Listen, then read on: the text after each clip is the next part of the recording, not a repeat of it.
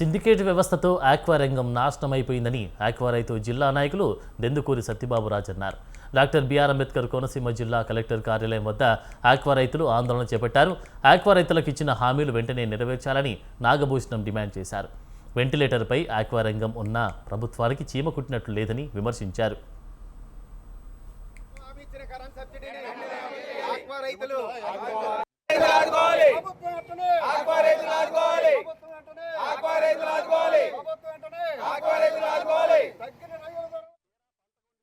వ్యవసాయానికి ప్రత్యామ్నాయంగా రైతులందరూ కూడా ఈ అక్వా నమ్ముకుని రైతులైతే పండిస్తుంటే ఈ రోజున అక్వా రైతులైనా చేపల రైతులైనా ఉన్నాయి.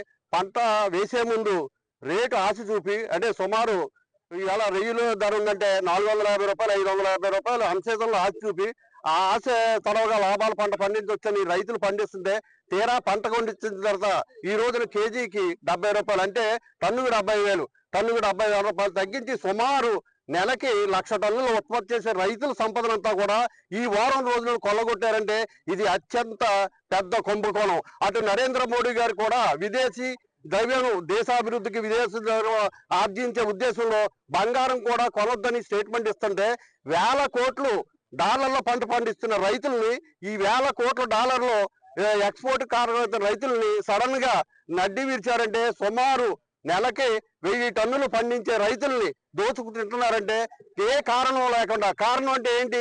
వర్కర్స్ రాలేదని. ఎవరైనా వర్కర్స్ రాకపోతే స్టోరేజ్ ప్లాంట్లు ఉన్నాయి, 100 టన్నులు కాదు 1000 టన్నులు కాదు 2000 టన్నులు స్టోర్ చేసుకునే కెపాసిటీ ఉన్న వర్కర్లు రాలేదన్న కారణంతో 5 రూపాయలు మొదలు పెట్టుకుని రోజు 5 రూపాయలు 10 రూపాయలు చొప్పున కిలోకి 70. చాలా మంది యువతగా నిరుద్యోగులై రోడ్ల మీద తిరగకుండా ఉండకుండా ఆక్వా చెరువులు అని చెప్పి ఒక వ్యవసాయాన్ని దృష్టికి వెళ్ళి అందరూ తమ పనులు చేసుకుంటూ ఎంతో మందికి జీవనాధారం కల్పిస్తూ చెరువులు చేస్తూ ఆంధ్రప్రదేశ్ కి ఒక ఆదాయ వనరు సృష్టించిన ఈ ఆక్వా చెరువులు సుమారు 2 నెలల నుంచి రైతులందరూ రోడ్ల మీదకి ఎక్కి యాజిటేషన్ చేస్తున్నప్పటికీ ఈ గవర్నమెంట్ ఎందుకు స్పందించటం లేదో మా రైతులకి ఎవరికీ అర్థం అవట్లేదు. అయితే రోజుకి ఆక్వా రొయ్యల రేట్లు ఏమో తగ్గిపోతున్నాయి, ఫీడ్ రేట్లు ఏమో పెంచుతూ ఉన్నారు. ఈ గవర్నమెంట్ కి ఈ విధంగా ఇంత యాజిటేషన్ చేస్తున్న రైతులు తెలియకపోవడానికి ఏమిటో ఈ సిండికేట్ వ్యవస్థ గవర్నమెంట్ మీద ఎంత ఆధిపత్యం చలాయిస్తుందో ఈ రైతులు ఎంతో బాధపడుతున్నారు. అంతేకాకుండా ఇప్పటి వరకు గవర్నమెంట్ ఫామ్ అయిన తర్వాత కరెంట్ సబ్సిడీ ఇస్తానని చెప్పి మన నారా చంద్రబాబు నాయుడు గారు ఒక హామీ ఇవ్వడం జరిగింది. అయితే ఇప్పటి వరకు కూడా ఆ కరెంట్ సబ్సిడీ గురించి ఒక ఇంప్లిమెంటేషన్ జరగకపోవడం ఎంతో బాధాకరం. ఆంధ్రప్రదేశ్ ముఖ్యమంత్రి నారా చంద్రబాబు నాయుడు గారికి, ఉప ముఖ్యమంత్రి పవన్ కళ్యాణ్ గారికి ఆక్వా రైతులు చెప్పిన చిన్న విజ్ఞప్తి. ప్రస్తుత పరిస్థితిలో ఆక్వా వెంటిలేటర్ మీద ఉంది. ఇది చాలా కామగోచరంగా ఆక్వా పరిశ్రమ ఏర్పడ్డది కాబట్టి ఈ పరిస్థితుల్లో ప్రభుత్వం ఖచ్చితంగా ఏపీ సడా అని ఒక వ్యవస్థను పెట్టింది. ఆ వ్యవస్థ ఆధారంగా సీడ్ యాక్ట్, ఫీడ్ యాక్ట్ అనుకున్న యాక్ట్ ఇంప్లిమెంట్ చేసినప్పటికీ కూడా అటిల్ని తొంగలో తొక్కి ఏ విధమైనది చెప్పకుండా కూడా ఎక్స్పోర్టర్లో వాళ్ళ ఇష్టానుసారంగా రేట్లు పెంచడం జరిగింది. కానీ ఈ విషయంలో చంద్రబాబు నాయుడు గారికి కృతజ్ఞతలు చెప్తున్నాం. రేట్లు పెంచిన దాఖరాలు ఇమ్మీడియట్ గా దాన్ని వెనక కాల్ బ్యాక్ చేసి అట్లా నిలుపుదల చేస్తున్నారు.